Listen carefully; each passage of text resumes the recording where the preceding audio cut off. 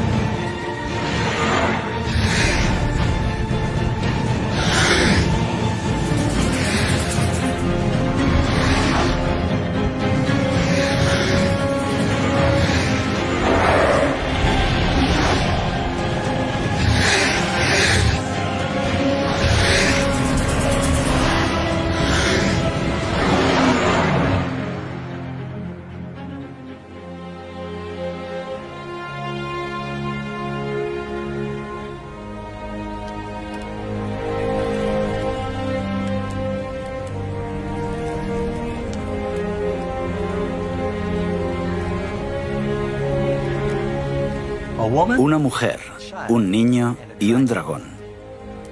A simple vista pueden parecer los ingredientes de un cuento de terror. En realidad, las escenas que acabas de ver son parte de una profecía verídica e impresionante que fue dada al apóstol Juan hace casi 2000 años. ¿Qué nos dice esta profecía de Apocalipsis 12? ¿Señala algo que sucedió hace miles de años? ¿O describe eventos de un futuro cercano? ¿Y quiénes son la mujer, el dragón y el niño? Acompáñanos al adentrarnos en un mundo que pocos conocen, pero del que todos formamos parte. Apocalipsis, la novia, la bestia y Babilonia.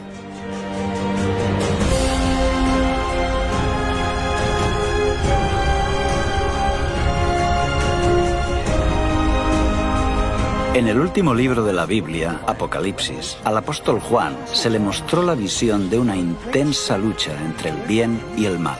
La profecía de una batalla que se ha ido intensificando en las sombras desde el comienzo del mundo. Los secretos detrás de esta profecía han estado envueltos en misterio durante siglos, comenzando con los reinos y gobernantes durante la historia del mundo, hasta los hombres y mujeres que se levantaron para luchar por aquello en lo que creían. Esta es la historia del cristianismo, la búsqueda de la verdad y el pilar que sustenta la fe de millones de personas. Apareció en el cielo una gran señal, una mujer vestida del sol, con la luna debajo de sus pies, y sobre su cabeza una corona de 12 estrellas. Y estando encinta, clamaba con dolores de parto, en la angustia del alumbramiento. Y el dragón se paró frente a la mujer que estaba por dar a luz, a fin de devorar a su hijo tan pronto como naciese.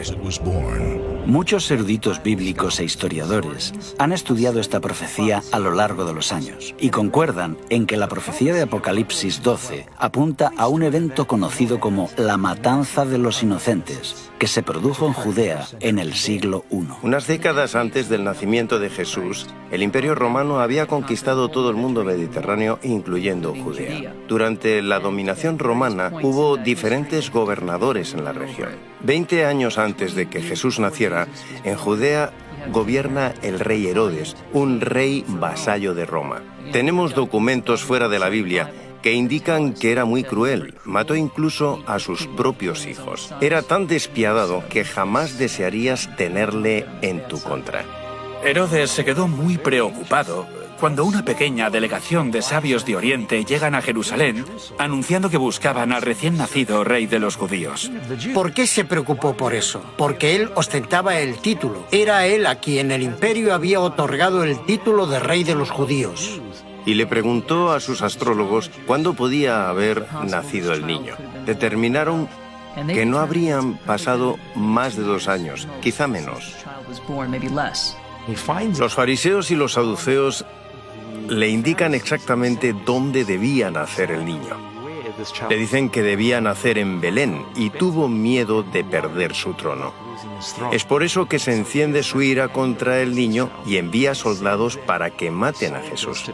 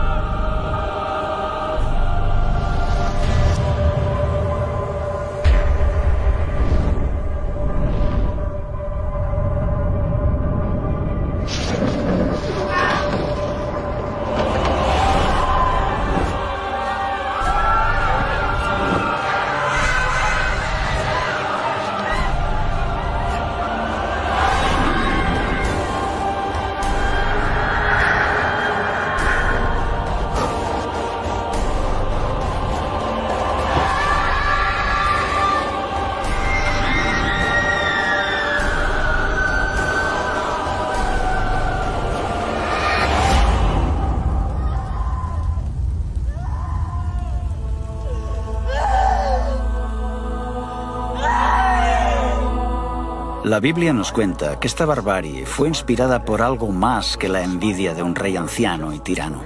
Muchos eruditos bíblicos creen que es parte de una lucha más grande, que comenzó en el principio de los tiempos y continúa hasta el día de hoy. Para poder desvelar los secretos de esta profecía, necesitamos primero identificar a los protagonistas, la mujer, el niño y el dragón. El texto dice, apareció en el cielo una gran señal, una mujer vestida del sol, con la luna bajo sus pies y sobre su cabeza una corona de 12 estrellas. Miremos de cerca a la mujer. Sabemos que es el símbolo de alguien o algo. ¿Nos dice la Biblia lo que esta mujer representa? Maridos, amad a vuestras mujeres, así como Cristo amó a la Iglesia y se entregó a sí mismo por ella. Con este texto concluimos que la Iglesia es la novia de Cristo, pero no es solo la novia de Cristo, sino que en cierto sentido, puesto que un hombre no odia a su propia carne, la Iglesia es el cuerpo de Jesús. En la Escritura, la Iglesia está representada claramente por una mujer. La mujer representa el pueblo de Dios. Esto lo vemos en el Antiguo Testamento y en el Nuevo. Jesús es del pueblo de Israel y después la Iglesia crece como algo que Jesús establece. Lo más importante es que esta mujer está a punto de dar a luz a un varón muy especial. ¿Quién es este niño? Tenemos algunas pistas. La primera es que gobierna con vara de hierro sobre las naciones. Esta es una referencia al Antiguo Testamento, donde se describe a Dios como el que gobierna sobre las naciones con vara de hierro. Después dice que es llevado al cielo. ¿Y quién es llevado al cielo? Él es el Rey de Reyes y Señor de Señores. Estas dos características señalan, sin lugar a dudas, que se trata de Jesús. Ahora vamos a ver quién es el enemigo en esta profecía. El dragón. También apareció otra señal en el cielo. He aquí un gran dragón escarlata. No necesitamos elucubrar acerca de quién es el dragón. La Biblia nos lo dice. El dragón es el diablo. Tanto en el Antiguo Testamento como en el Nuevo, ¿quién es el que trata de destruir? Es Satanás, el diablo. Es por eso que ataca en cuanto Cristo llega a la tierra. Y fue lanzado fuera el gran dragón, la serpiente antigua, que se llama Diablo y Satanás, el cual engaña al mundo entero. Fue arrojado a la tierra, y sus ángeles fueron arrojados con él. Lo que vemos aquí, en la primera parte de Apocalipsis 12, es una representación simbólica del conflicto a través de los siglos entre Cristo y Satanás. Vemos que este conflicto se remonta al jardín del Edén, donde había una serpiente con alas. ¿Y qué es una serpiente con alas? Tiene forma de dragón. Esta serpiente, este dragón, aparece desde el principio y por toda la Biblia. A través de la vida y el ministerio de Cristo, Satanás trató de arruinar los planes de Jesús, de salvar a la humanidad. Mas él, herido fue por nuestras rebeliones, molido por nuestros pecados. El castigo de nuestra paz fue sobre él, y por su llaga fuimos nosotros curados. En varias ocasiones le golpearon en las sinagogas, intentaron tirarle por un acantilado. Trataron de silenciarlo, le torturaron públicamente hasta matarlo. La estrategia de arruinar el plan de salvación se vino abajo cuando Jesús se levantó de entre los muertos. Y su Hijo fue arrebatado para Dios y para su trono. Con el Hijo de Dios fuera de su alcance, el diablo dirigió toda su furia a los seguidores de Jesús, los nuevos cristianos. Primero, lo hizo utilizando el poder cruel del Imperio Romano. Y cuando vio el dragón que había sido arrojado a la tierra, persiguió a la mujer que había dado a luz al hijo varón. Los cristianos eran una minoría perseguida y no eran reconocidos por el Imperio Romano. Hubo una serie de persecuciones, algunas de ellas muy fuertes. Una de las funciones de la religión en el Imperio Romano era la de asegurar el bienestar del Estado. Creían que si se adoraba correctamente a los dioses, ellos favorecían al imperio, pero la ira divina se cernía sobre el imperio si no se les adoraba de la forma apropiada. No quieren hacer sacrificios a los dioses. En ese momento el propio emperador era también un dios. Se convirtieron en el chivo expiatorio. Si algo va mal, posiblemente es porque los cristianos rehúsan venerar a los dioses como se requiere. Por supuesto tienen que castigarlos, y con frecuencia esto significa la muerte. La gente creía que los cristianos practicaban la inmoralidad cuando se reunían. Había rumores de que practicaban incesto. Los cristianos solían llamarse entre ellos hermanos o hermanas y comían la carne de Cristo. Corrían rumores de que los cristianos comían niños. Así que cuando los paganos escuchaban esto, pensaban en lo peor. Progresivamente los cristianos fueron despojados de sus cargos civiles y militares. Los libros eran confiscados y sus iglesias destruidas. Se les prohíbe reunirse. Todo esto es porque se cree que están afectando negativamente al imperio. Mientras la iglesia primitiva sufría bajo esta persecución devastadora de Roma, las vidas de los cristianos se convirtieron en un poderoso testimonio de la verdad. Mientras los paganos vivían bajo el constante temor de la superstición, los cristianos se enfrentaban a la tortura y la muerte con una paz sobrenatural. Nerón los puso como comida para los leones. También se les ataba a unos pilares y se les ponía resina. Les prendían fuego como si fueran antorchas humanas y así podían proseguir las festividades durante la noche. Los desmembraban, los partían en dos, eran asesinados por los gladiadores. Inventaron todo tipo de torturas para librarse de los cristianos. Al enfrentarse de forma dolorosa a la muerte, a menudo cantaban y estaban alegres. Mientras miles de cristianos pagaban la pena máxima por su fe, sus oraciones y su sangre eran como semillas para que otros se convirtieran. Las personas estaban tan impresionadas con sus muertes que la reacción inmediata fue: yo también. Así que los cristianos se propagaban como la pólvora. Cuantos más morían, mayor número defendía la fe. Quiero enfatizar que la iglesia primitiva se propaga a pesar de los continuos intentos de represión de los extremadamente autoritarios y poderosos emperadores, quienes se pusieron firmemente en contra de los cristianos. Aún así, la iglesia sobrevive. Tertuliano dice que siempre que surge un problema, una hambruna, una enfermedad o una peste, todos dicen: los cristianos a los leones. Como si tan pocos leones pudieran comerse a tantos de ellos. Lo que quiere decir es que no hay forma de destruirlos a todos. Durante este periodo de crecimiento exponencial, los cristianos del Imperio Romano estuvieron literalmente ocultos. Este laberinto de túneles y salas bajo las ciudades de Roma se conocen como catacumbas. Es importante entender qué son las catacumbas. Algunos creen que son cuevas naturales que había bajo la ciudad de Roma y que los cristianos utilizaron. Salvo raras excepciones, las catacumbas no eran cuevas naturales, sino que fueron excavadas por los cristianos. Así que los cristianos hicieron complejos laberintos subterráneos. A veces celebraban allí los servicios donde estaban enterrados los mártires. Por otro lado, es muy significativo el hecho de que enterraran allí a sus muertos. Los cristianos creían en la resurrección del cuerpo.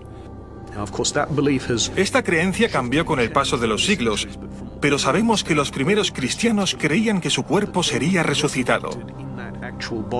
Por eso optaron por enterrar a los muertos en lugar de incinerarlos.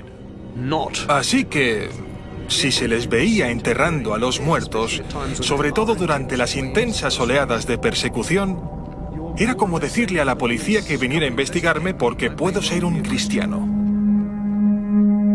En el año 306 llega al poder un nuevo emperador y la situación de pronto cambió. Constantino el Grande fue un líder militar y un político astuto. Constantino tuvo que enfrentarse a una serie de guerras civiles para poder convertirse en emperador. Sus intereses eran personales y políticos, no tenían nada que ver con el cristianismo. Desciende de la Galia, que tenía bajo su control, para enfrentarse a Magencio, en Italia.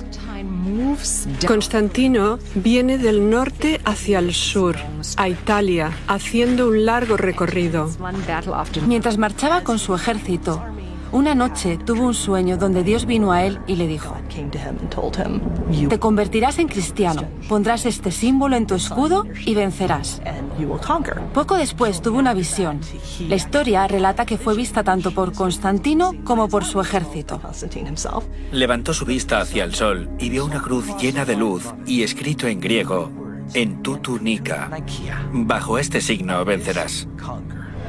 La historia de que había tenido este sueño aparece en una etapa relativamente temprana. Es descrito por Eusebio. Se encuentra en diferentes fuentes con diferentes versiones, pero parece que Constantino sí que dijo: he tenido este encuentro divino y un ángel me ha dicho que gracias a la señal de la cruz venceré. Constantino mandó pintar los escudos de sus tropas con el símbolo cristiano.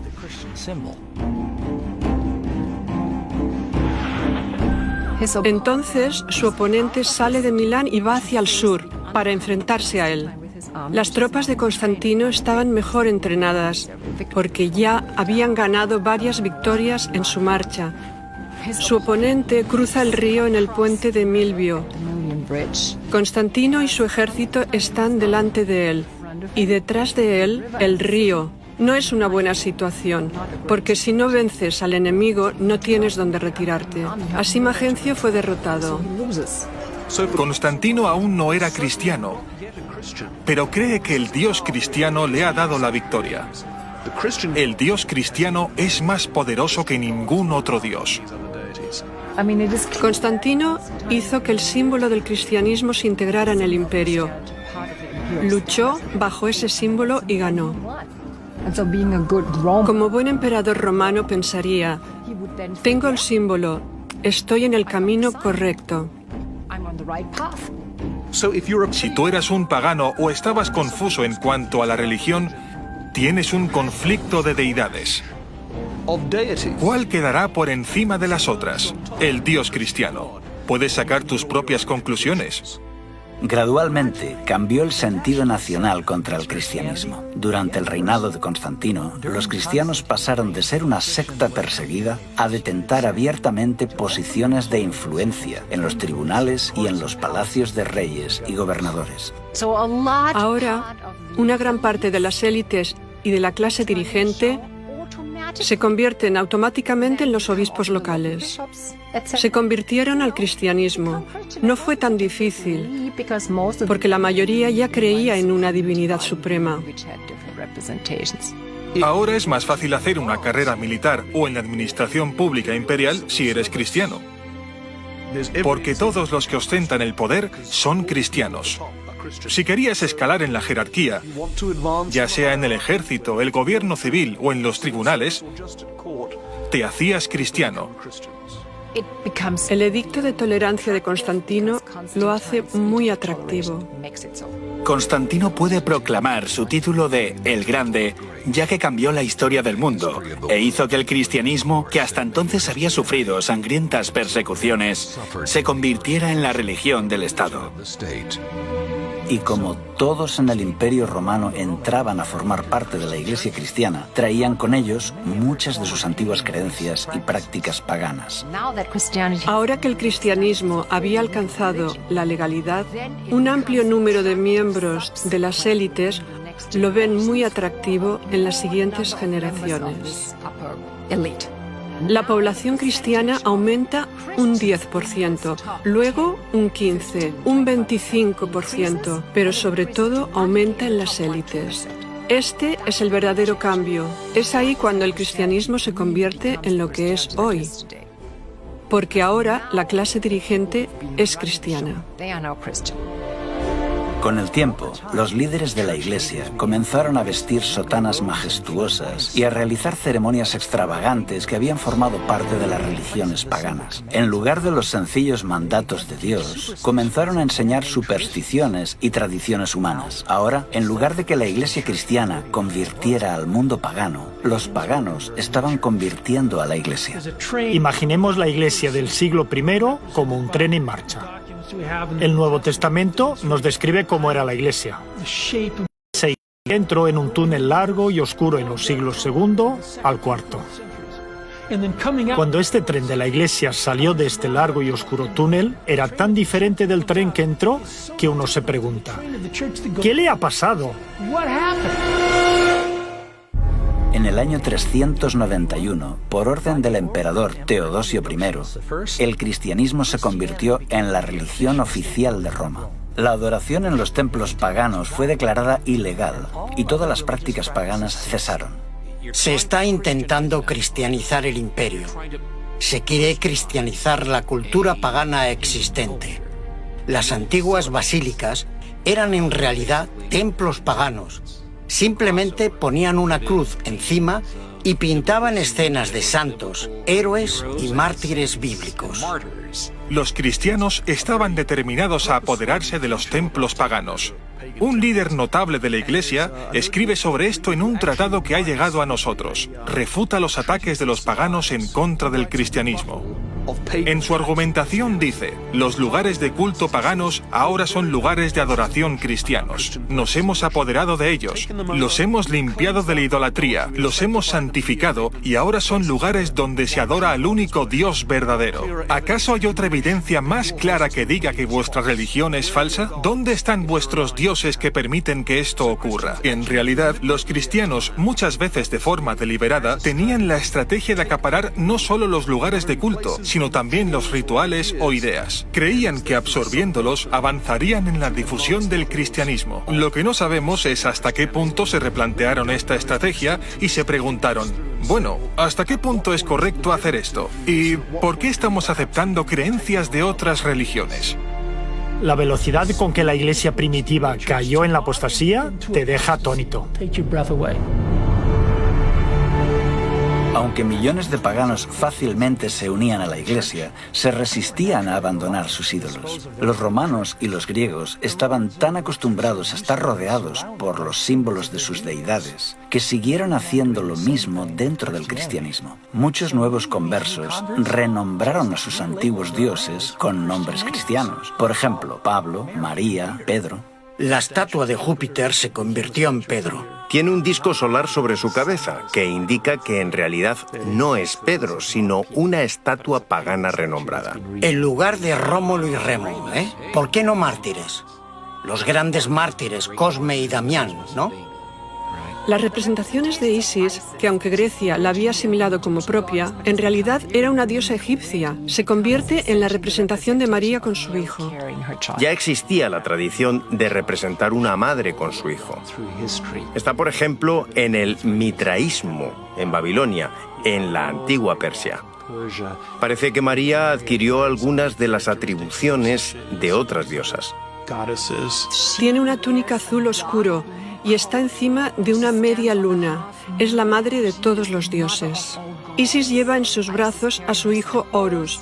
Esta imagen recibe un nuevo nombre, el de María con el niño Jesús. El dios Hermes se convierte en la representación de Cristo como el buen pastor. Asclepio es la imagen que sirve de modelo para muchas representaciones de Jesús. Un dios joven y vibrante, con el pelo rizado y barba corta. Pronto las estatuas de los santos y de Jesús comenzaron a adornar las iglesias. A pesar de que Dios prohíbe claramente esta práctica en los 10 mandamientos, la gente continúa venerando y rezando a estos ídolos. No te harás imágenes, ni ninguna semejanza de lo que esté arriba en el cielo, ni abajo en la tierra, ni en las aguas debajo de la tierra. No te inclinarás a ellas, ni las honrarás. Este último punto está relacionado con la veneración a María, la madre de Jesús. Si bien es cierto que María fue una mujer fiel y honrada por ser la madre de Jesús, en ningún lugar de la Biblia se enseña que deba ser divinizada o adorada. María siempre fue muy importante en la historia antigua de la cristiandad, pero en la Edad Media fue elevada a un rango de semidiosa. Creían que la Virgen María podía interceder por los culpables seres humanos ante su Hijo, totalmente virtuoso, justiciero y censurador. Es una imagen extraña, pero así es como lo muestra el arte religioso de la época. La Biblia no venera a María como a alguien más allá de lo humano. La muestra como una mujer pura y maravillosa que fue usada por Dios para dar a luz al Mesías. Sin embargo, en el Concilio de Nicea, en el año 325, la Iglesia elevó a María al rango de diosa y comediadora con Cristo. Incluso en una fecha tan temprana como finales del siglo IV, ya se dedicaban iglesias a la Virgen María. Pero tristemente, estos no fueron los únicos errores que se introdujeron en este periodo.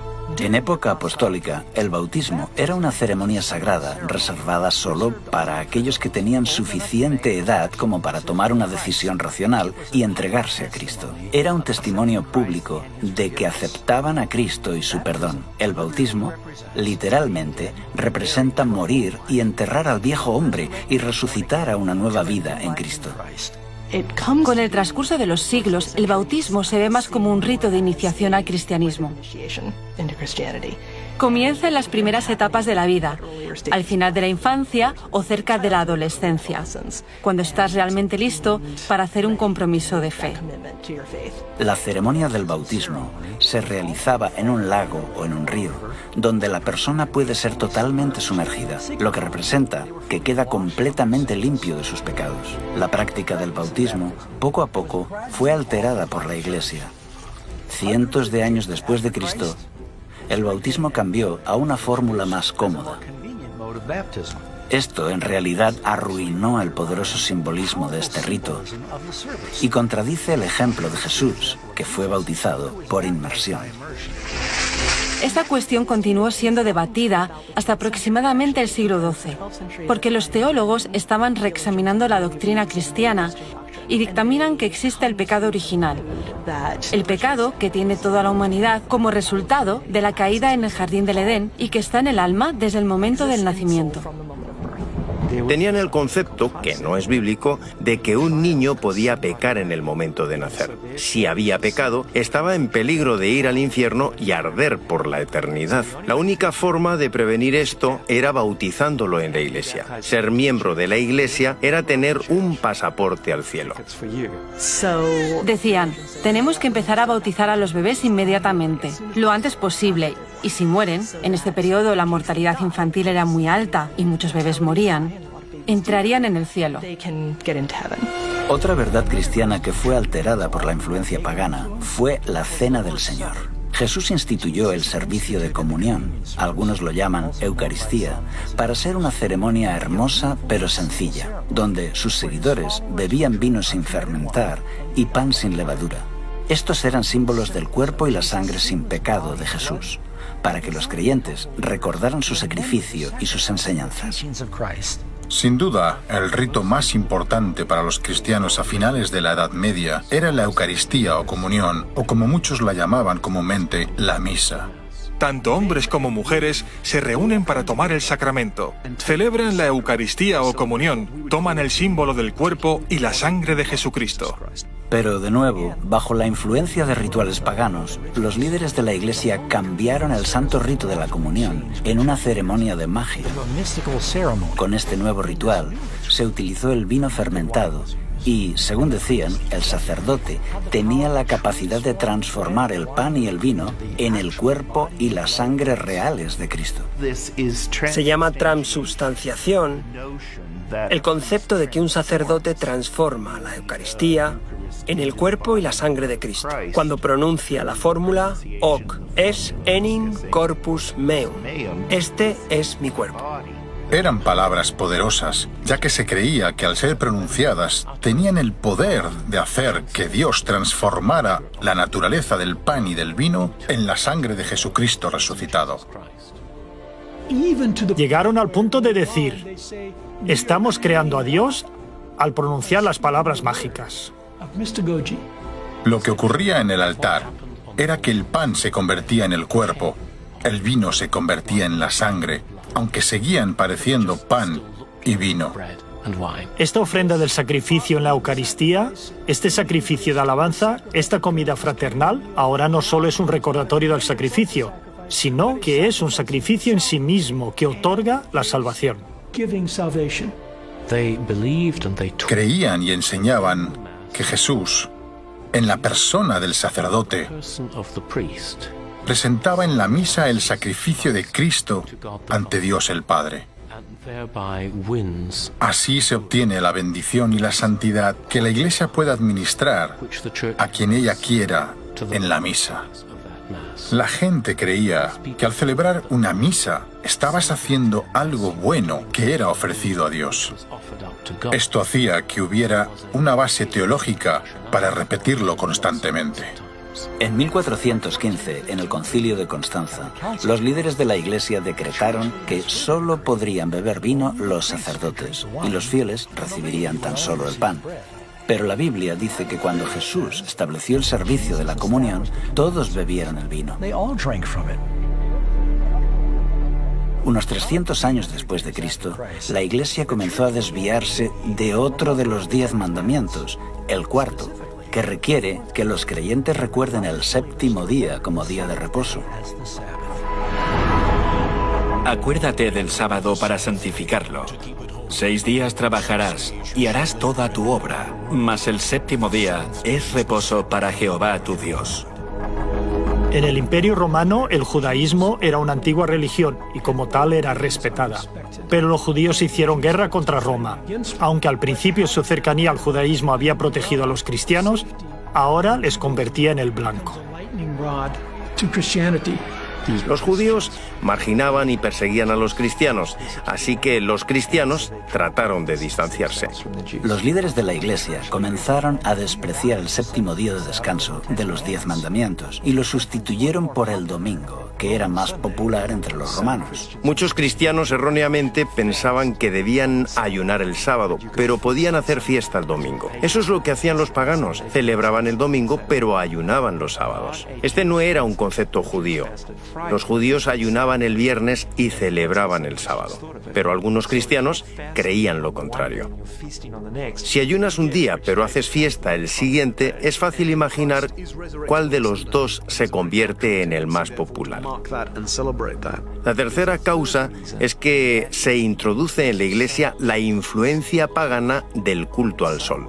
Cuando esta costumbre comienza a introducirse en la Iglesia, Constantino lo utiliza para exaltar el domingo, el día del sol, como un día que la gente debe adorar. Esta separación de la ley de Dios fue gradual a lo largo de los siglos. Fue aceptada tan ampliamente que la mayoría de los cristianos se sorprenden al descubrir que no tiene respaldo en la Biblia. En el año 313, Constantino publicó el Edicto de Milán, donde establecía el domingo como día de descanso. La ley dominical del emperador no tuvo nada que ver con el cristianismo. El objetivo era honrar al dios grecorromano Helios o Apolo.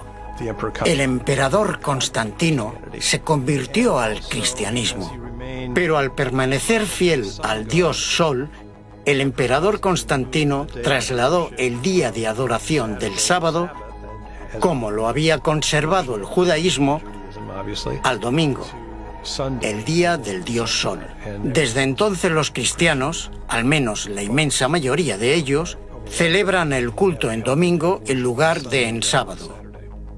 Esto también quedó reflejado en otro edicto de Constantino, del año 321, cuando ordenó: En el venerable día del sol, dejen que los magistrados y las gentes residentes en las ciudades descansen. Dejen que todos los talleres se cierren. Fíjate que dice Día del Sol. Además, está documentado que Constantino el Grande hizo una ley para todo el imperio, decretando que debía guardarse el domingo como día de descanso. Obviamente, este cambio no se infiltró en la Iglesia de un día para otro. La historia indica que durante décadas se consideró que tanto el sábado como el domingo eran días sagrados. En los primeros años de la Iglesia, claramente se adora el sábado judío. Pero a partir de mediados del siglo III se fue abandonando por la mayoría o estaba en proceso de abandonarse. A comienzos del siglo IV, en muchas partes del Imperio Romano, los cristianos están adorando el domingo. Durante este periodo de tiempo, muchos cristianos seguían observando el sábado y el domingo tenían un servicio recordando la resurrección. Después, cada uno se iba a su trabajo habitual. Con Constantino se habla por primera vez de transferir la solemnidad del sábado al domingo. Siglos antes, el profeta Daniel había predicho que se levantaría un poder religioso que cambiaría los tiempos y la ley. En los 10 mandamientos, solo hay una ley relacionada con el tiempo: el sábado. La doctrina del fuego del infierno también fue distorsionada por la mitología pagana. En el libro de Apocalipsis, la Biblia enseña que después del día del gran juicio, los perdidos serán echados en el lago de fuego. Es entonces que cada persona recibe el castigo de acuerdo a lo que merece, para luego ser consumidos y morir para siempre. Y no temáis a los que matan el cuerpo, mas el alma no pueden matar. Temed más bien a aquel que puede destruir el alma y el cuerpo en el infierno. porque los que viven saben que han de morir, pero los muertos nada saben. Los sacerdotes comenzaron a enseñar que el infierno era un lugar de eterno tormento, gobernado por el diablo, y que comenzaba en el momento de la muerte. La Iglesia apóstata utilizó este concepto aterrador de eterna tortura para aterrorizar y manipular tanto al rey como al plebeyo. Y lo peor de todo es que presenta a Jesús como a un malvado sádico. Esta doctrina ha hecho que ateos y agnósticos cuestionen la idea cristiana de un Dios de amor, porque hace algo mucho peor incluso que lo que hizo Hitler. No importa lo que una persona haya hecho, miles de millones de años para pagar por sus faltas. Así que muchas personas han odiado a Dios y han aprendido a odiarlo por culpa de esta doctrina. Otro concepto pagano que se infiltró en el pensamiento cristiano fue en relación con la vida después de la muerte. La doctrina del purgatorio enseña que al morir, algunas personas entrarán en un fuego infernal temporal, donde son purificadas para poder ir al cielo. Es un centro de rehabilitación, a medio camino entre el cielo y el infierno. La cuestión es que puedes escapar del purgatorio. La misa dice consignados a las llamas de la aflicción. Está llena de bichos y de olores sulfúricos. Es un poco mejor que el infierno, pero no es un día de picnic. La Iglesia desarrolla este concepto gradualmente. Poco a poco, se forma la idea de que cuando alguien muere sin completar sus obras de penitencia, tendrá que pagarlas en algún lugar de sufrimiento post-mortem y así limpiarse de sus pecados que haya cometido en vida. En el medievo, se creía que casi todos serían salvos y redimidos, siempre que estuvieran bautizados. Pero prácticamente todos tendrían que hacer penitencia en el purgatorio por los pecados que habían cometido y que no habían confesado. Así que el objetivo era reducir el tiempo de estancia en el purgatorio. Muchas personas confunden el purgatorio con el infierno. Algunos creen que se puede salir del infierno. No puedes. Si vas al infierno no puedes salir de él. Si eres muy malvado, estás perdido. La maldad está dentro de la mayoría de nosotros, así que ¿cómo podemos ser aptos para el cielo? Necesitamos hacer una purga de todo lo malo. Es de ahí de donde viene la palabra purgatorio. La mayor parte de los cristianos creían que sus familiares estaban sufriendo en el purgatorio. Y el purgatorio no es un lugar agradable. Estás allí durante miles de años. La idea de un purgatorio existe desde hace siglos, antes del tiempo de Jesús. Escritos de Platón, a comienzos del siglo IV a.C., han ayudado a esclarecer de dónde vino este concepto de purificación mediante castigo. Pero en realidad no se consideraba que el purgatorio fuera un lugar real hasta siglos después. Los teólogos elaboraron la doctrina del purgatorio entre los años 1160 y 1180 y se aceptó formalmente en el Segundo Concilio de León en el año 1274. La Iglesia entonces ofrece su apoyo a los muertos que estaban en el purgatorio por medio de oraciones y sacramentos, especialmente la Eucaristía. Esto es perfectamente legítimo. La Iglesia cree que está haciendo lo correcto y los fieles parecían estar dispuestos a dar grandes cantidades de dinero para este fin.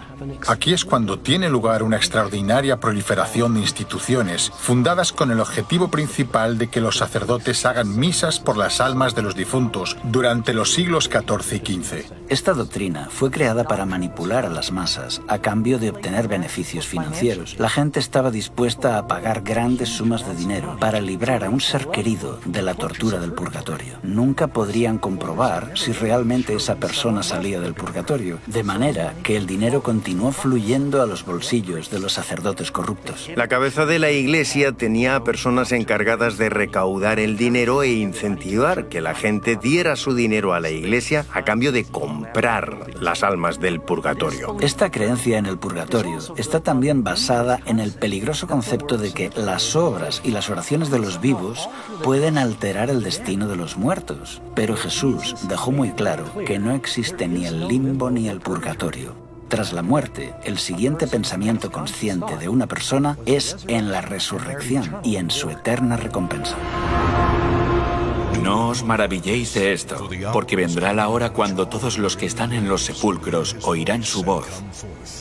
Y los que hicieron lo bueno saldrán a resurrección de vida, mas los que hicieron lo malo a resurrección de condenación. El centro del mensaje del Evangelio es el cómo obtenemos el perdón. Esta fue la gran verdad bíblica que fue adulterada. Se enseñó que si una persona deseaba ser perdonado, primero debía confesar sus pecados a un sacerdote. A esto se le llama el sacramento de la penitencia, más conocido como confesión. Así que para compensar nuestra falta de bondad y nuestras acciones equivocadas, tanto el pueblo como el clero, todos debemos confesar nuestros pecados a un sacerdote. Se debe hacer al menos una vez al año, aunque preferiblemente con mayor frecuencia. Esta práctica tiene varios puntos conflictivos. En primer lugar, esto no se enseña en ninguna parte de la Biblia. Por otra parte, un mortal toma el lugar de Cristo. Y por último, se impide que Dios pueda comunicarse con las personas directamente. Además, coloca al sacerdote en un compromiso, ya que se entera de las malas acciones de sus feligreses. Cuando en la Edad Media una persona iba a un sacerdote a confesar un pecado, había 3 fases. En primer lugar, la persona se confiesa.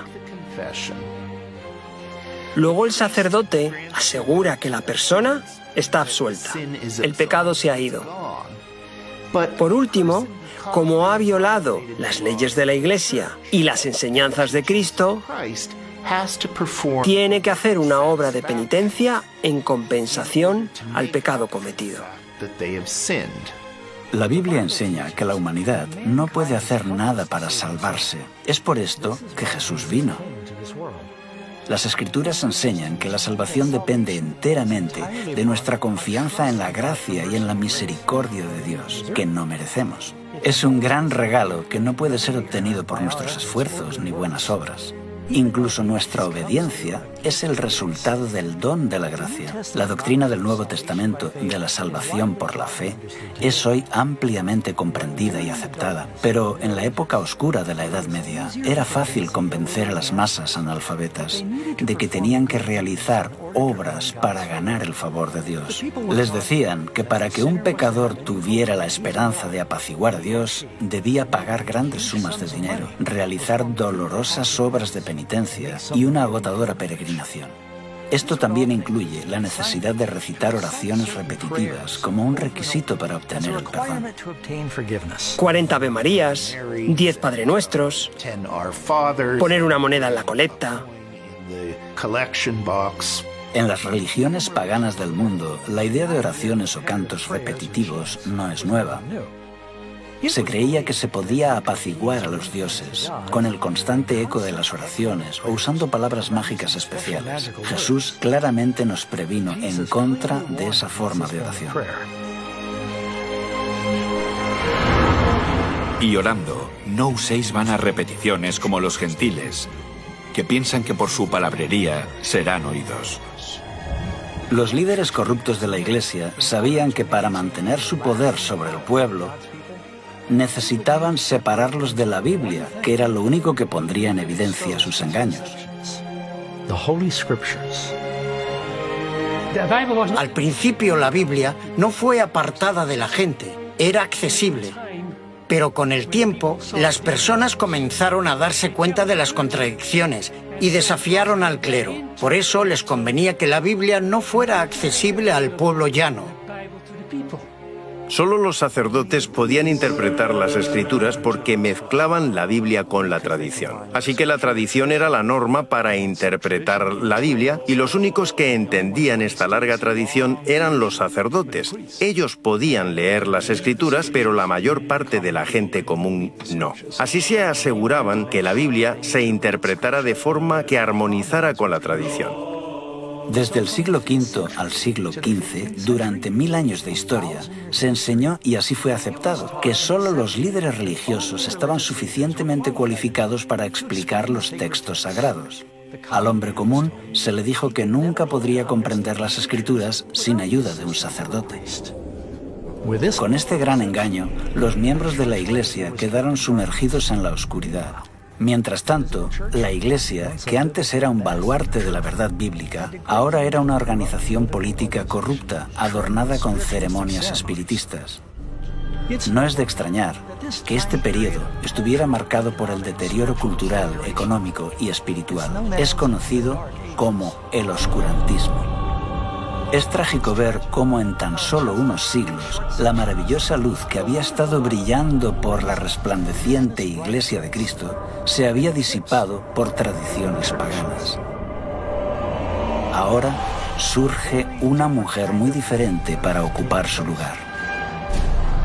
Y vi a una mujer sentada sobre una bestia escarlata llena de nombres de blasfemia, que tenía 7 cabezas y 10 cuernos. Y la mujer estaba vestida de púrpura y escarlata y adornada de oro, de piedras preciosas y de perlas, y tenía en la mano un cáliz de oro, lleno de abominaciones y de la inmundicia de su fornicación, y en su frente un nombre escrito, un misterio: Babilonia la Grande, la madre de las rameras y de las abominaciones de la tierra. Vi a la mujer ebria de la sangre de los santos y de la sangre de los mártires de Jesús. Y cuando la vi, quedé asombrado con gran asombro. En Apocalipsis 17, Juan ve a una mujer y la describe muy diferente a la mujer pura de Apocalipsis 12. ¿Quién es esta ramera sanguinaria? ¿Y qué es la extraña bestia sobre la que está sentado? Si aún no estás sentado, ahora es el momento de que te sientes. Lo que estás a punto de escuchar puede que te resulte impactante. Solo hay un imperio, una iglesia, una institución que encaje con la descripción de esta profecía, la Iglesia Católica Romana. Esto no significa que todas las personas que profesan esta fe sean malas, o que estén perdidos, o que no sean sinceras. Los creyentes católicos son de los más nobles y han hecho muchas cosas buenas a lo largo de la historia. Aquí se trata de una lucha a otros niveles, entre poderes espirituales e instituciones, que combaten contra la verdad de la Biblia. Pero ahora debemos descorrer el velo y ver las evidencias de forma objetiva. En Apocalipsis 17:1 observamos que esta mujer ramera se sienta sobre muchas aguas. Por suerte para nosotros, el ángel nos explica el significado de este símbolo en el versículo 15. También me dijo: las aguas que has visto donde la ramera se sienta son pueblos, muchedumbres, naciones y lenguas. Así que la mujer reina sobre una civilización densamente poblada. Posiblemente has escuchado en alguna ocasión la frase: todos los caminos llevan a Roma. Durante el apogeo de su imperio, los romanos habían construido una red de carreteras de casi 100.000 kilómetros a lo largo y ancho de sus dominios. Mientras el imperio romano se desmoronaba, la Iglesia de Roma ganaba fuerza. La Iglesia Católica se da prisa por llenar el vacío de poder que quedó tras la caída del Imperio Romano. Cuando a mediados del siglo V, Atila, el rey de los hunos, avanza hacia la ciudad de Roma con su ejército, es el Papa, el obispo de Roma, y no el emperador, quien sale a detenerlo. El papado está buscando tener la preeminencia, tanto en el terreno político como religioso. La profecía también indica que la mujer está sobre una bestia con 7 cabezas y 10 cuernos. Estos son símbolos. Esta criatura representa claramente al monstruo con 7 cabezas y 10 cuernos que acabamos de ver atacando a la novia de Cristo en el capítulo 12. Y es la misma bestia que todo el mundo está obligado a adorar en el capítulo 13. Entonces, ¿qué representan estas 7 cabezas y 10 cuernos? Las 7 cabezas son 7 montes sobre los cuales se sienta la mujer. Y los 10 cuernos que has visto son 10 reyes. Solo hay una ciudad en el mundo que se asienta sobre 7 colinas, una ciudad grande, y esa ciudad es Roma. Así que no hay lugar a duda de que cuando Juan habla de esta mujer, está hablando de Roma. Aquí se puede ver la relación. 7 cabezas son 7 montes. En Apocalipsis 12, 7 cabezas. En Apocalipsis 13, 7 cabezas de nuevo. Aquí se puede ver la relación. Es dentro de la ciudad de Roma llamada la ciudad de las 7 colinas, donde se ubica hoy el Estado Vaticano.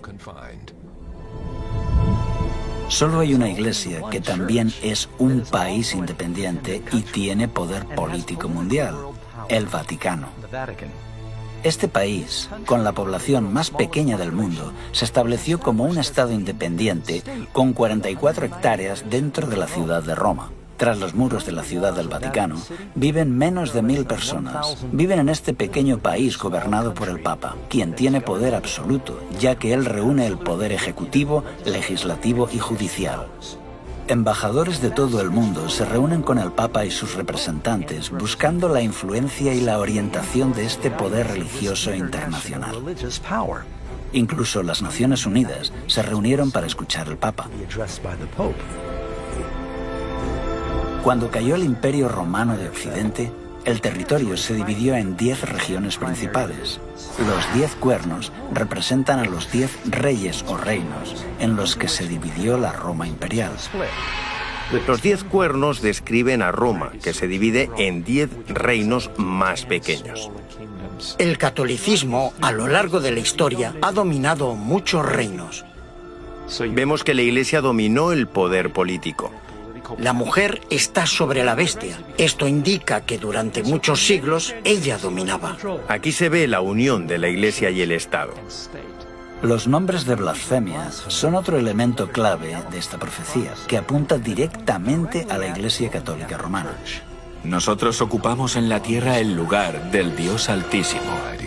Esto pone a un hombre mortal en la posición de Dios. Esta es definitivamente la definición exacta de blasfemia. No pretendo con esto cuestionar la sinceridad de ningún papa en específico, pero la profecía está señalando a su posición, a la institución que representa. La mujer está vestida de colores singulares. Se dice que la mujer tiene colores muy concretos. Ya no viste de blanco. En cambio ahora lleva colores que representan realeza y prostitución. Estos colores en concreto vemos que aparecen en la historia de la Iglesia cristiana más adelante. Son los colores de los sacerdotes. No eran tan solo los colores de los césares romanos, sino que, según la Enciclopedia Católica, el púrpura es el color oficial de los obispos y el escarlata el de los cardenales. Además de los colores púrpura y escarlata, vemos que esta ramera o iglesia corrupta tiene muchas joyas.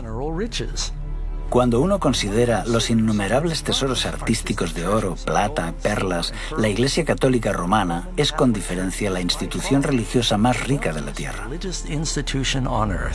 Todos los años vienen turistas de todo el mundo para ver la deslumbrante opulencia de la Iglesia romana. Otra señal preocupante de esta mujer se encuentra en el versículo 6. Vi a la mujer ebria de la sangre de los santos y de la sangre de los mártires de Jesús.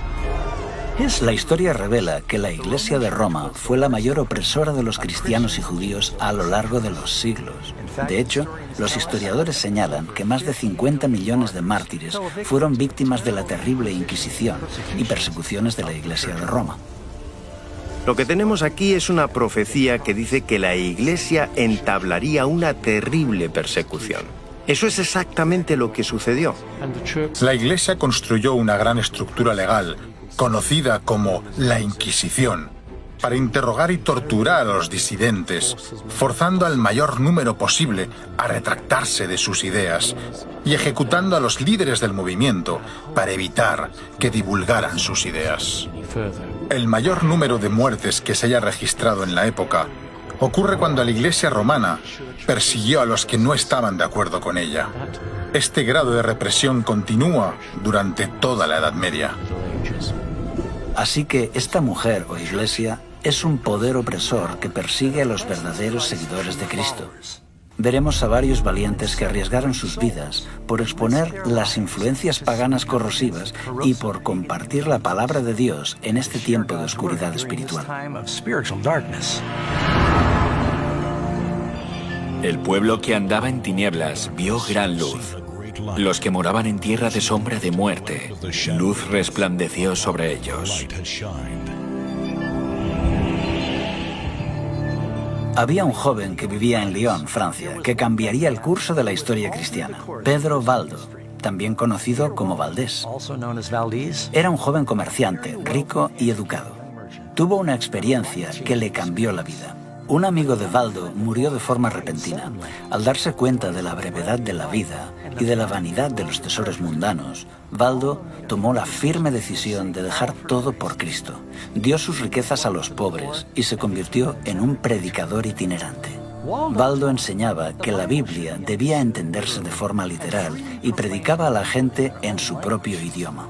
Alentó a los creyentes a vivir vidas sencillas y de pobreza. También denunció con valentía los excesos de los sacerdotes. Alrededor del año 1170, Pedro Valdo había reunido un gran número de seguidores, llamados los pobres de Lyon. Pedro Valdo inspiró el movimiento valdense, un grupo de creyentes en la Biblia que vivían en Francia e Italia. Era un católico laico que se inspiró en el ejemplo de la iglesia primitiva. Organizó un grupo de predicadores que viajaban enseñando el Evangelio. Predicó en contra de la transustanciación y la misa. Algunos de ellos sí que acudían a misa, pero hacían también sus propios servicios de culto. Cuando los inquisidores oficiales patrullan por Europa, comienzan a encontrar por todas partes personas a las que llaman valdenses. Eran pequeños grupos que estaban esparcidos por toda Europa. Eran gente sincera. La mayoría solían asistir a iglesias católicas, pero recibían a pastores itinerantes que viajaban 1 o 2 veces al año para predicarles, quizá anualmente o cada 2 años. Allí donde Pedro Valdo iba, vio que las personas estaban deseosas de conocer la verdad. Él creía que había hambre de la palabra de Dios. Así que Valdo le pagó a un clérigo para que le ayudara en la traducción del Nuevo Testamento al francés. En Lyon, Valdo encargó a religiosos eruditos que prepararan una traducción de una porción de la Biblia y de algunos escritos de los padres a la lengua vernácula. Sería algo entre francés y provenzal. Esta tradición de obtener copias de la escritura en la lengua común de la gente parece haber comenzado en las comunidades valdenses. Llevaban consigo las escrituras, actuaban como comerciantes y negociantes y compartían las escrituras con el pueblo. Incluso hay referencias de que enviaban jóvenes a las grandes universidades y escuelas de la región. Allí podrían compartir su fe y comprender la teología de la época y de esa forma alcanzar a una comunidad más amplia. Pero Roma no podía tolerar por más tiempo esa libre circulación del Evangelio entre los campesinos. En 1179, el Tercer Concilio de Letrán condenó oficialmente las ideas de Valdo como heréticas. Más adelante, él y sus seguidores fueron excomulgados. Expulsados de Lyon, los valdenses se refugiaron en los valles altos del Piamonte y en los Alpes franceses. Aquí, Cada familia hizo de la Biblia su tema de estudio. Se memorizaron los evangelios de Mateo y Juan y muchas epístolas. Al no disponer de imprenta, se dedicaban a copiar a mano las escrituras. Conocidos por su adhesión estricta a la Biblia, estos predicadores extendían sus enseñanzas por el extranjero, mientras viajaban como vendedores ambulantes. Para no ser descubiertos, escondían en el forro de sus ropas sus copias a mano de pasajes de la Biblia y las compartían cuando encontraban a alguien que estaba abierto a escuchar. Incluso tras la muerte de Pedro Baldo en 1218, la Iglesia de Roma continuó persiguiendo ferozmente a los valdenses.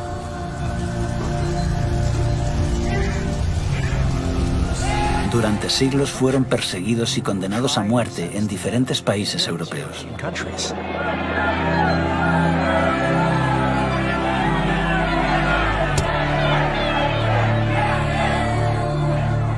El Espíritu Santo incitó a muchos dentro de la Iglesia a levantarse con valentía a favor de una reforma. Uno de ellos era John Wycliffe, teólogo inglés y predicador laico, traductor y profesor en Oxford.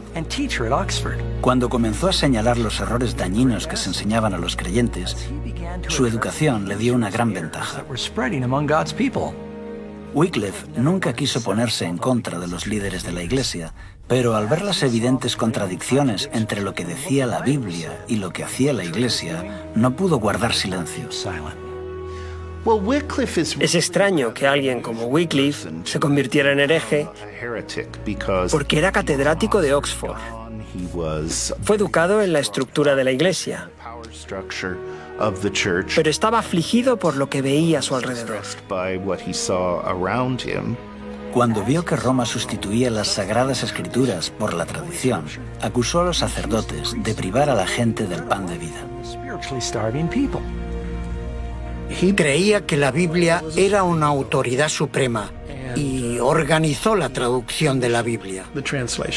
Tenía seguidores llamados lollardos, quienes iban por todas partes distribuyendo la Biblia y predicando. Creían en la importancia de leer la Biblia. Leían la traducción de Wycliffe y creían en una religión más sencilla, que ya los valdenses y otros habían promovido en el siglo XII. Este era el mayor regalo que podía dar a la gente común. Ningún otro documento ha alterado tanto el curso de la historia como la traducción de la Biblia al inglés. Él presentó algunas de las verdades que después desarrollaría el protestantismo. Sus enseñanzas prepararon el camino para que, siglos más tarde, muchos en Inglaterra aceptaran la Reforma. Wycliffe tuvo la valentía de declarar que la autoridad universal del Papa no era bíblica. Por eso, el 22 de mayo de 1377, el Papa Gregorio condenó los escritos de John Wycliffe, indicando que sus enseñanzas eran peligrosas para la Iglesia y el Estado. Pero Wycliffe continuó enseñando que la salvación era únicamente mediante Cristo y que eran las Escrituras las que eran infalibles y no la Iglesia de Roma. Con el tiempo, sus escritos y su trabajo de reforma se extendió como una ola, influyendo a millones de creyentes. Se podía leer en cualquier lugar donde hubiera gente instruida y teólogos escolásticos. Viajan por Europa, a Bohemia, e inspiran también a Juan Hus. Hus comparte con Wycliffe su desacuerdo sobre la transubstanciación, el poder del clero y la riqueza de la Iglesia. Hus era muy joven cuando Wycliffe falleció, pero sus escritos tuvieron una poderosa influencia en su vida y su misión.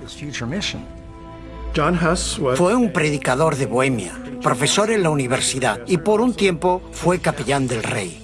Se le confió la tarea de predicar en una pequeña capilla que acababa de ser inaugurada, la capilla de Belén.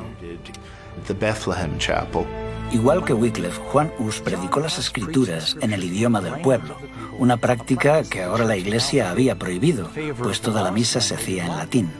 Predicó en la lengua vernácula, Los bohemios tenían las escrituras en su propio idioma, a pesar de los concilios de la Iglesia. Es por esto que entra en contacto con las enseñanzas de Wycliffe. Especialmente ataca la transustanciación y la riqueza y el poder de la Iglesia.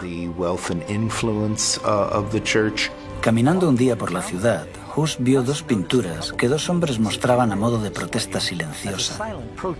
Cada uno de los lienzos reflejaba una escena diferente. En uno de ellos estaba la imagen humilde de Jesús entrando en Jerusalén con sus discípulos.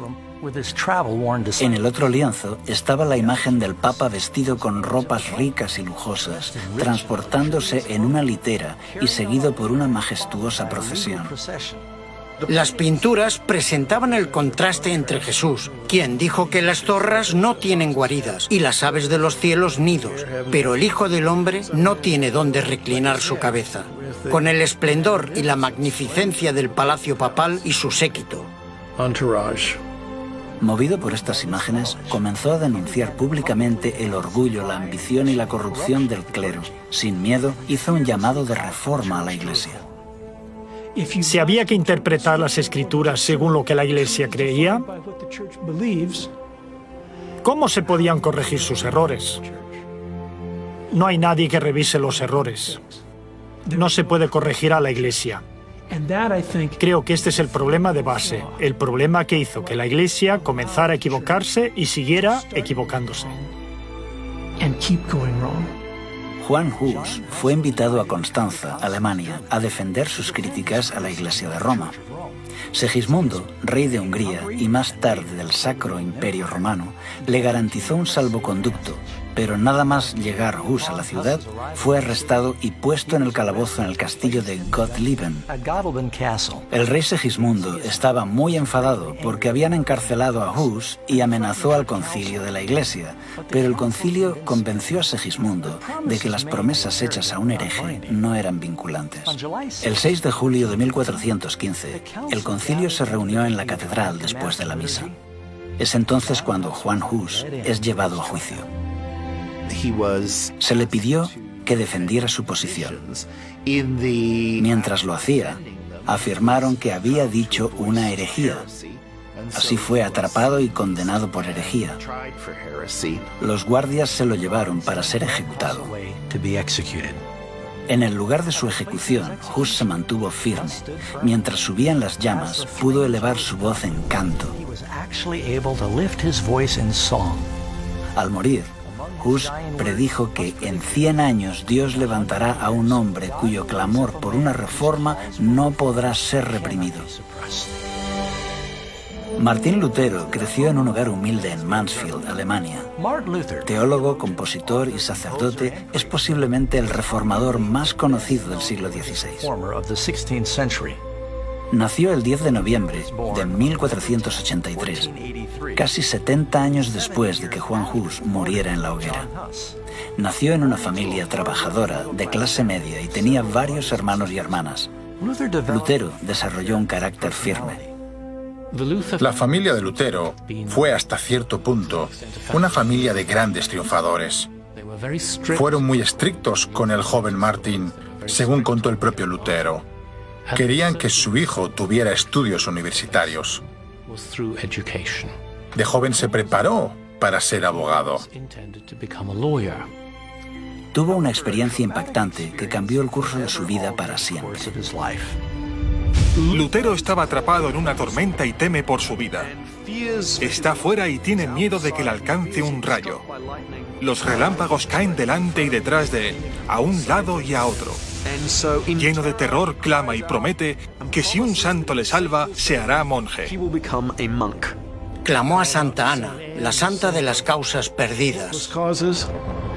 Santa Ana, líbrame y me haré monje. Y cumplió su palabra. A pesar de las furiosas protestas de su padre, Lutero dejó sus estudios de Derecho, vendió sus libros y entró en el monasterio agustino de Erfurt.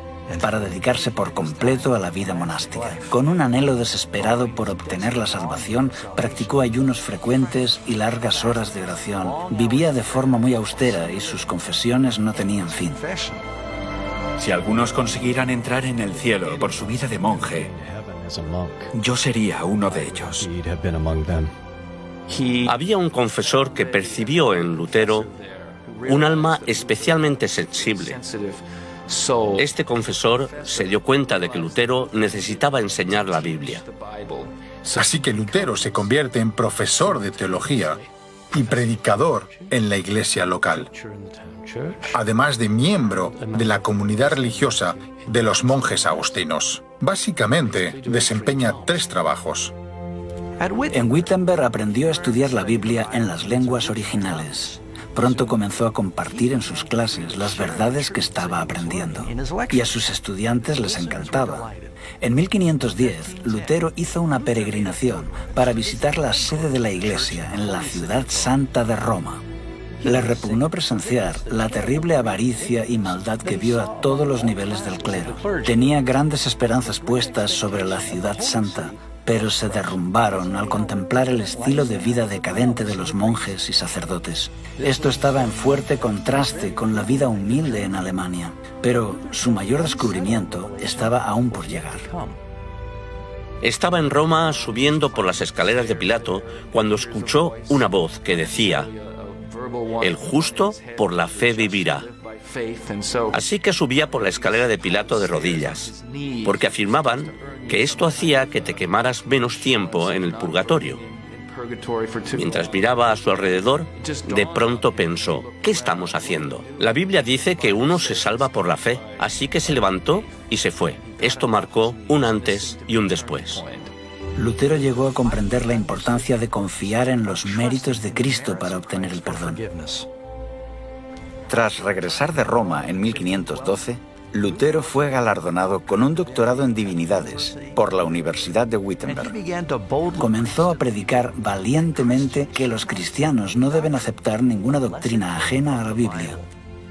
Este principio de sola escritura será el lema de la lucha de la Reforma. En 1520 presenta una serie de 3 tratados donde explica que las tradiciones de la Iglesia se han corrompido por añadidos humanos y que la Iglesia solo debe seguir el testimonio de la Biblia.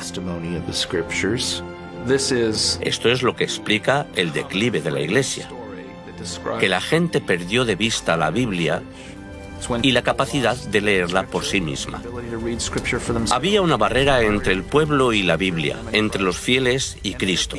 Cuando Martín Lutero y sus colegas declararon que la Biblia era la única autoridad válida, comenzó el resurgir de la Iglesia. Sola escritura, tota escritura, prima escritura, y hacen que la situación cambie. En la misma época, Roma estaba excavando el suelo para la construcción de la nueva y magnífica Basílica de San Pedro. La Iglesia envió a Alemania a Johann Tetzel para vender indulgencias con el fin de recaudar los fondos necesarios para la catedral. La Iglesia cree no solo que sus servicios y ofrendas pueden ayudar a los muertos, también dice que el jefe de la Iglesia de Occidente, el Papa, gracias a la gran abundancia de gracia acumulada en la Iglesia, puede declarar que los pecados de alguien quedan borrados tras su muerte. Esto es lo que recibe el nombre de indulgencia. La indulgencia plenaria absolvía a la persona de todos los pecados cometidos hasta ese momento y, según decía la Iglesia, aceleraba el proceso del purgatorio, llevando a la persona directamente al cielo. A finales de la Edad Media, la Iglesia está convencida que puede decirle a la gente: si estás dispuesto a hacer una ofrenda a la Iglesia te dará una indulgencia en forma de ofrenda para un familiar, amigo, pariente, ser querido que haya fallecido. Supuestamente ese ser querido escapaba de forma inmediata de las torturas del purgatorio. Esto se hizo una creencia muy popular en los siglos XIV y XV. La gente pedía indulgencias. Lutero descubrió que algunos de sus feligreses compraban indulgencias y se indignó. Cuando la gente vino a él para canjear sus indulgencias, se negó rotundamente a validarlas. Lutero les dijo que lo que tenían que hacer en realidad era arrepentirse sinceramente de sus pecados y abandonarlos. Esto fue lo que forzó a Lutero a entablar una batalla con su amada Iglesia. El 31 de octubre de 1517, Lutero clavó su famosa protesta en la puerta de la iglesia de Todos los Santos de Wittenberg. ¿Qué son las famosas 95 tesis que Lutero clava a la puerta de la iglesia del castillo de Wittenberg? Es una invitación académica al debate. Él anota 95 tesis y lo que básicamente está diciendo es: estas son mis propuestas.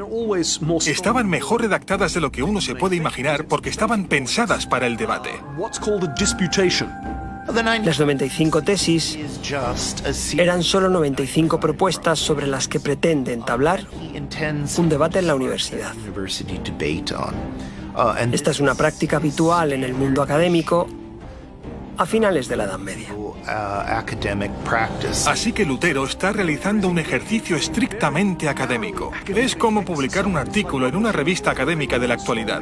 Yo mismo, como historiador, no espero que muchas personas lean mi trabajo. Solamente piensas en alcanzar a un círculo muy estrecho. Así que clava sus tesis a la puerta del castillo de Wittenberg, porque tradicionalmente es allí donde se publican las invitaciones al debate. Así que Lutero no esperaba despertar tanto revuelo. Atrajo la atención de mucha gente, incluyendo la del Papa. Lutero no deseaba despertar la hostilidad de la Iglesia. Él cree que las aceptarán. De hecho, si nos remontamos a los padres de la Iglesia, incluyendo a San Agustín, encontramos en sus escritos muchos puntos que concuerdan con lo que Lutero decía. Así que Lutero esperaba que la gente dijera: «Oh, genial, gracias por aclararlo». Tal vez fue un poco ingenuo, pero posiblemente es el resultado de su formación académica. Él no pretendía ni mucho menos empezar un nuevo movimiento. Pero lo que en realidad sucedió es que la Iglesia no aceptó lo que Lutero tenía que decir. Se emitió una bula papal. La bula es un decreto de la Iglesia. En ella se condenaba a Lutero y sus escritos y declaraba que debían ser quemados. La bula fue enviada a Wittenberg, donde, en lugar de quemar los escritos de Lutero, Lutero reunió a un gran número de personas y quemó la bula papal. La quema de la bula papal fue un duro golpe. Se había desafiado a Lutero y él había respondido. Lutero dice: «Vale, tú me condenas a mí, pero yo te condeno a ti, porque lo que aquí está en juego es la verdad. Así que, si la Iglesia condena la verdad bíblica, entonces la Iglesia debe ser el anticristo. Es así como él la llama». Claro, cuando llamas a alguien el anticristo, es bastante difícil llegar a un acuerdo. Así que el emperador alemán organizó una audiencia donde acudieron todos los príncipes y sacerdotes importantes. Es la Dieta de Worms. Aquí acudieron representantes de todos los príncipes, nobles y ciudades libres del imperio. Lutero tiene la esperanza de poder debatir. La Iglesia sabe que Lutero es muy elocuente y no van a darle la oportunidad de hacerlo. Le colocaron en medio de la sala, le mostraron sus libros y le preguntaron dos cosas. ¿Estos libros son tuyos? ¿Y vas a retractarte? ¿Rechazas las doctrinas que has escrito en ellos? No respondió inmediatamente. Dijo: sí, son mis libros, pero en ellos hay muchas cosas escritas y necesito tiempo para pensarlo. Casi pierde sus nervios, pero logra controlarse y al día siguiente viene y comienza a jugar con las palabras. Cuando le dicen: «¿Estas son tus obras?» y «¿te retractas de ellas?», Lutero responde: «¿Pides que me retracte de todas mis obras? Todos en la Iglesia están de acuerdo con algunas de ellas. He escrito sobre ciertos males en la Iglesia y muchos en la Iglesia están de acuerdo con esto». Intentan debatirlo, pero las autoridades no van a permitir esto. Dicen: no, solo responde, ¿te vas a retractar?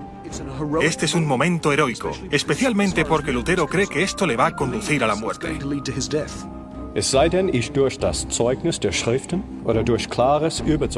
A menos que se me convenza mediante el testimonio de la Biblia o claros argumentos de la razón, pues no creo ni a papas ni concilios. He sabido que muy a menudo han errado y se han contradicho entre sí.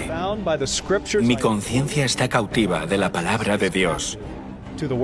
No puedo retractarme y no me retractaré de nada.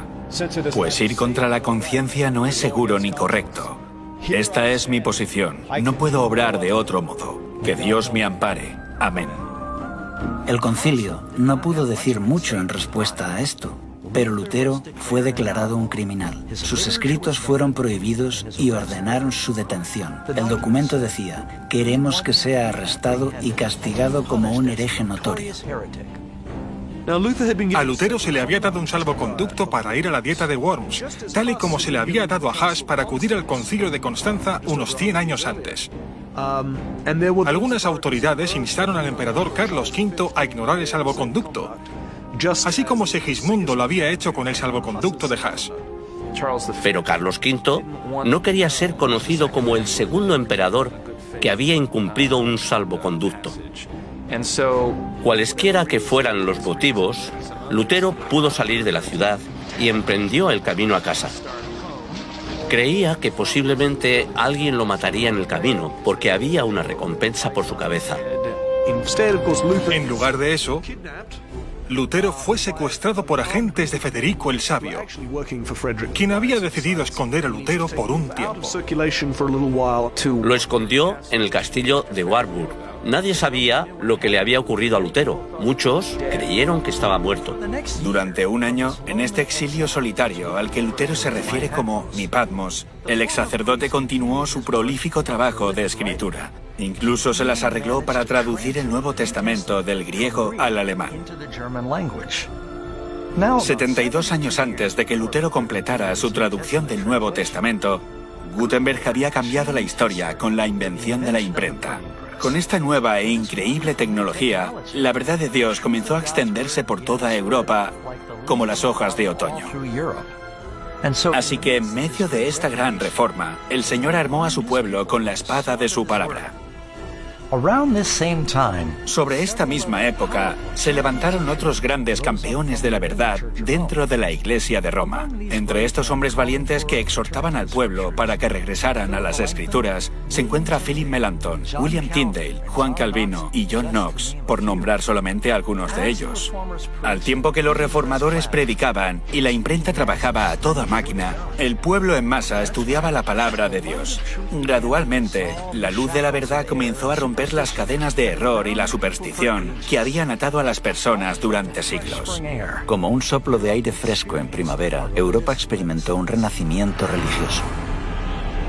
Y conoceréis la verdad, y la verdad os hará libres.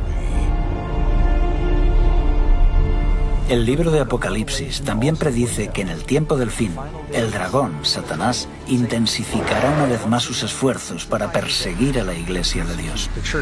Esta Iglesia está compuesta por todos los que guardan los mandamientos de Dios y tienen el testimonio de Jesús. Apocalipsis nos advierte que en los últimos días se creará una falsificación de la Iglesia muy convincente que adulterará la verdad de las Escrituras.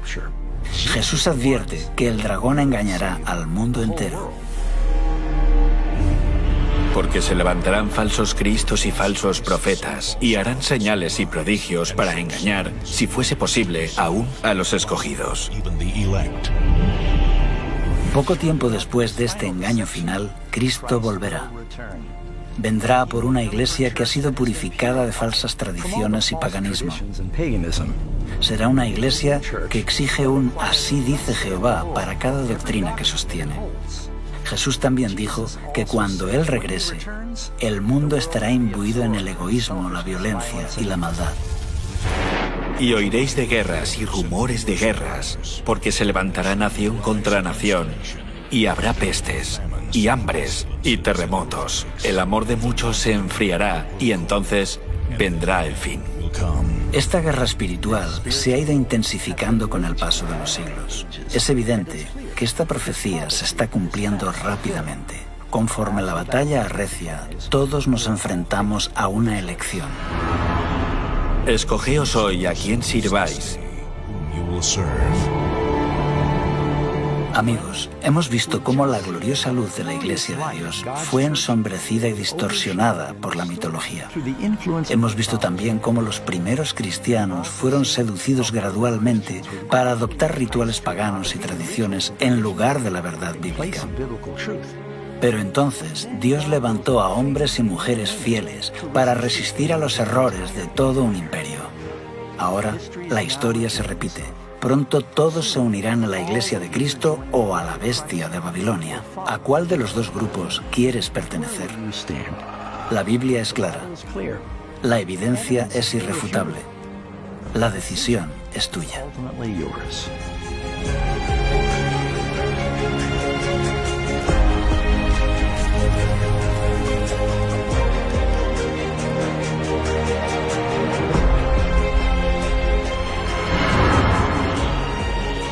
Ciertamente vengo en breve.